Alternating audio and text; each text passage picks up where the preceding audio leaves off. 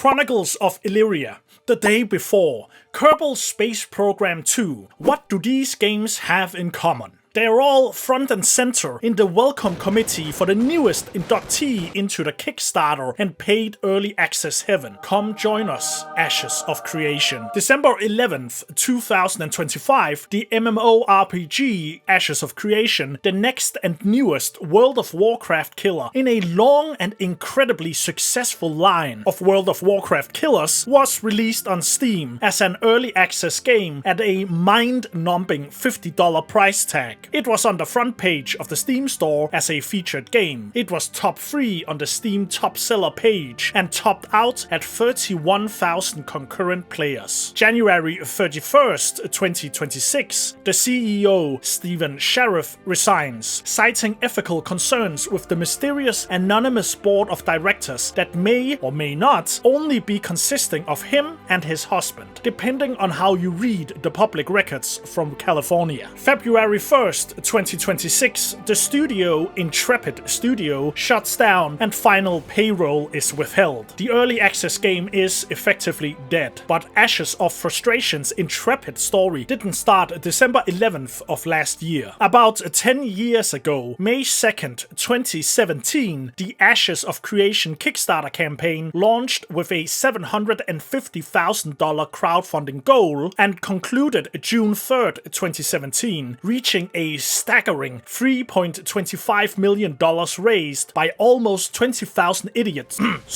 Backers, and a promise that will be tested in the coming weeks. This is from the very bottom of their Kickstarter page. And finally, in the case that Ashes of Creation does not launch, we promise to refund all backers in full. Now, when I say their promise will be tested, I mean tested in the same manner a pharmaceutical company might test a Novichok nerve agent on a gerbil. No, you won't be refunded. No, the statement isn't legally binding. And yes, you've been rock-pulled by a CEO most well known for being a multi-level marketing salesman for a scam fruit juice company. What a come up in life. From peddling anti-cancer juice to peddling anti-money in your bank account MMOs. Backers and paid customers are rightfully angry, although one might question the wisdom in shelling out a full grant for a bare-bones game 10 years in development, led by a miracle fruit punch merchant delivering you nothing but a tutorial quest line and a grind maxing sandbox. So how does this keep happening? Because Ashes of Cancellation is not the first, nor will it be the last of crowdfunded and early access disaster classes in video gaming, and especially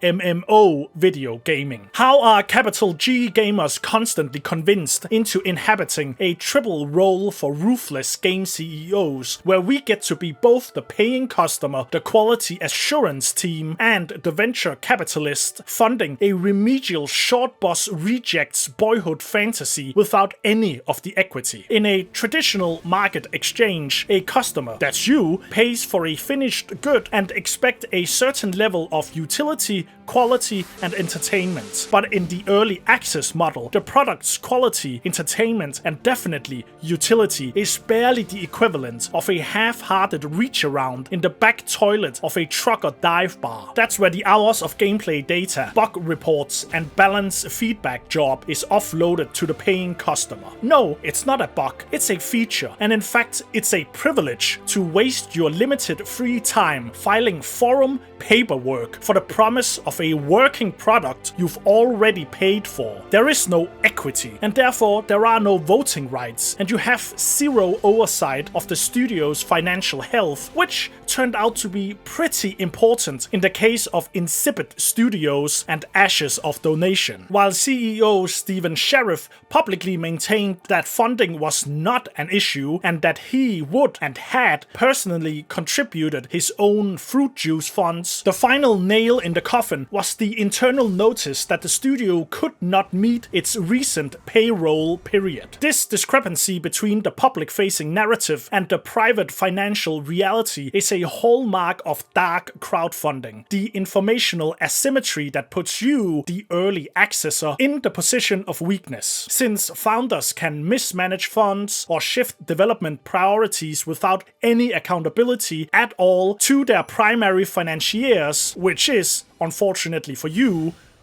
The Ashes of Cancellation Pump and Dump 101 class is just the latest entry in a hall of fame of early access MMO goats, following the trajectories of The Day Before and Chronicles of Elyria. We have to admit there are deep systemic issues of this model. Take The Day Before, developed by Fantastic and marketed as a MMO of the survival variety. If there ever was an archetypical bait and switch early access game, this might be the one. Extreme transparency issues, reliance on unpaid volunteers, and a lengthy 5-year development time built what was once the most wishlist game on Steam. In 2023, the game released, and I use the word released in the most technical of meanings, to Steam as a bugged, frame rate lagging, asset flip, poverty level extraction shooter, instead of the survival MMO that was promised. 4 days later, the studio shuttered due to the financial failure of the game, despite the standard payout Steam period time being 30 days. It doesn't take Sherlock Holmes to figure out that the CEOs knew that they were insolvent even before releasing the game and just used the early game access release as a final attempt of capital extraction. Once again, regardless of marketing and hype, and both Ashes of Liquidation and The Day Before had plenty of both behind them, you, as a paying playtester, potentially a $500 alpha playtest founder pay pick, still have no inkling of what goes on internally in these game studios. Another one, Chronicles of Elyria, a game that simultaneously raised $8 million on Kickstarter and other private crowdfunding events, as well as $8 million in Kira TV's bank account, spent about 4 years, and all of those millions of dollars developing a parkour demo,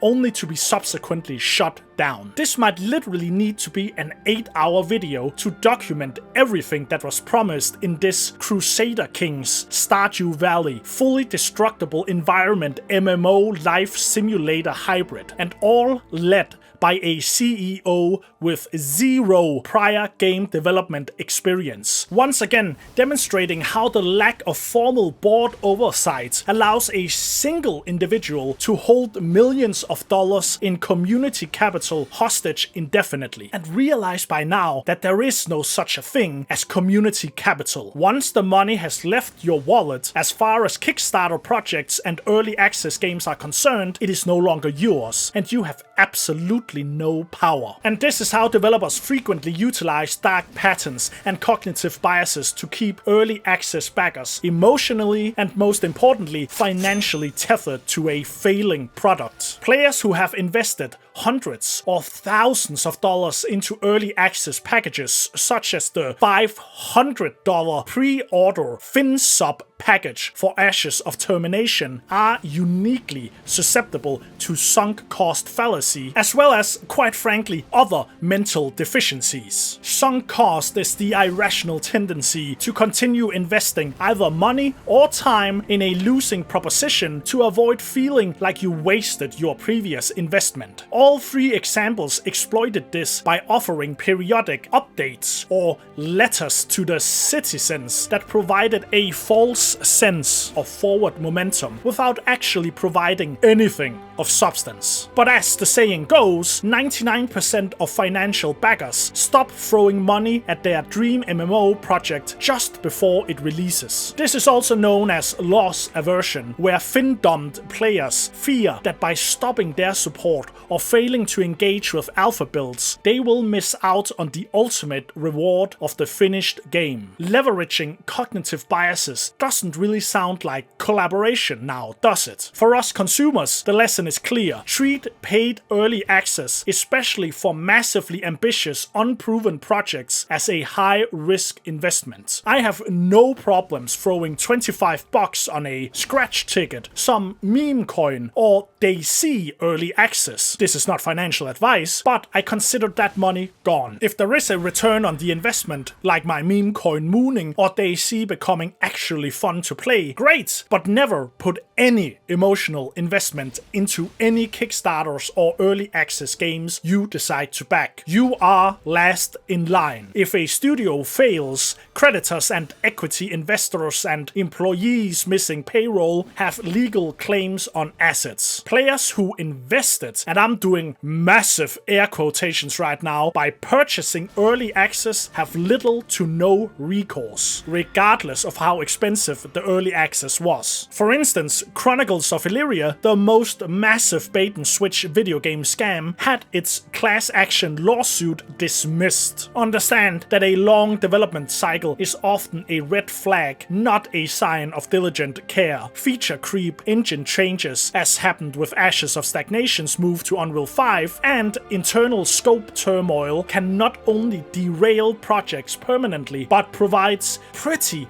heavy evidence that those in charge have absolutely no clue what they're doing. So another one bites the dust, and another failure on a long litany of early access MMO failures. As a final warning, be deeply skeptical of studios that are not transparent about their full financial backing and ownership structure. And I am talking black on white tax documents, bank statements, etc. Not all this wishy-washy stuff. Anyway, allow me to introduce my own Kickstarter game. Yes, it's an MMO. Yes, it will have space combat. Yes, it will kill World of Warcraft, alongside Bobby Kotick, Asmongold, and Soda Poppin' for good measure. No two quests will be the same. Every turnip farming yokel NPC will have their own backstory. The elves will be sexier than even the most depraved Japanese Daoshin artist could ever dream up. I will deliver a project so spellbinding, so genre-defining that...